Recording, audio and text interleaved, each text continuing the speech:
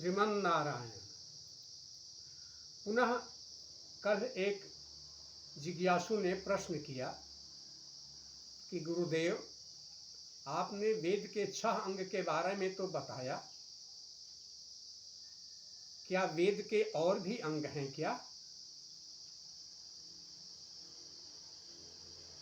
आज उनके प्रश्न का उत्तर यथोचित मैं देने का प्रयास करूंगा। वेद के अंग और उपांग और हैं। ये 6 शास्त्र थे जिनके बारे में मैंने बताया। शिक्षा, कल्प, ज्योतिष, व्याकरण, निरुक्त और छंद। ये 6 शास्त्र थे जो वेद को पढ़ने के लिए इनकी जरूरत पड़ती है। अब 6 दर्शन शास्त्र हैं। भारतीय दर्शन शास्त्र 6 हैं जो वेद को समझाते हैं। वेद के मूल रहस्य को कैसे समझा जाए, इन दर्शन शास्त्रों के माध्यम से हम जानते हैं। 6 दर्शन शास्त्र में प्रथम है सांख्य, दूसरा योग, तीसरा न्याय, चौथा वैशेषिक, पूर्व मीमांसा और उत्तर मीमांसा। ये 6 दर्शन शास्त्र हैं जिसके प्रवर्तक आचार्य कपिल, पतंजलि, गौतम, ऋषि कणाद, जैमिनी आचार्य आदि ये लोग इनके प्रवर्तक हैं।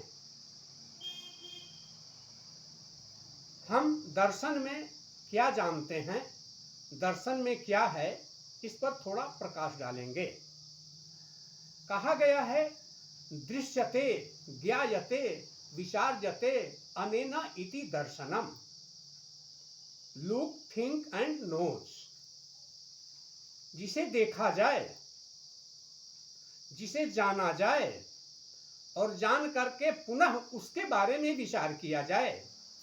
दर्शन की प्रथम सीढ़ी तर्कशास्त्र है। दर्शन की प्रथम सीढ़ी तर्कशास्त्र है, यानी तर्क के आधार पर, तर्क की कसौटी पर कस करके हम ज्ञान को प्राप्त करते हैं, किसी भी तत्व का निरूपण करते हैं। यही से दर्शन शास्त्र प्रारंभ होता है। देखा जाए, जाना जाए और उस पर विचार किया जाए, मंथन किया जाए। क्या देखा जाए? जगत को देखा जाए, ब्रह्म को देखा जाए, सृष्टि को देखा जाए, जगत में आए हुए प्राणियों के क्रियाकलापों को देखा जाए और उन्हें सन्मार्ग पर जाने का मार्ग प्रशस्त किया जाए। जाना जाए, उस पर विचार किया जाए। देखेंगे और उसको जानेंगे तभी तो विचार करेंगे, और विचार करेंगे, मंथन करेंगे, उसकी मीमांसा करेंगे, तब प्राणियों के सुख दुख का ज्ञान प्राप्त होगा। इस प्रकार 6 दर्शन शास्त्र हुए।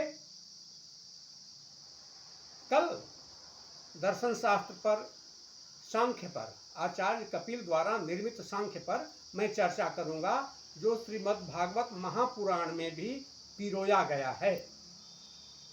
श्रीमद् भागवत महापुराण में मोक्ष का अगर कोई मार्ग है वो सांख्य कारिका है, वो आचार्य कपिल द्वारा विरचित सांख्य दर्शन है।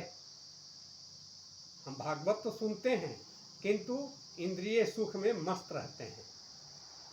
जहाँ से मोक्ष मिलती है वहाँ बहुत कम लोग टच कर पाते हैं। मोक्ष का मार्ग केवल और केवल सांख्य दर्शन प्रदान करता है। इस पर हम कल चर्चा करेंगे। श्रीमन्नारायण, श्रीमन्नारायण।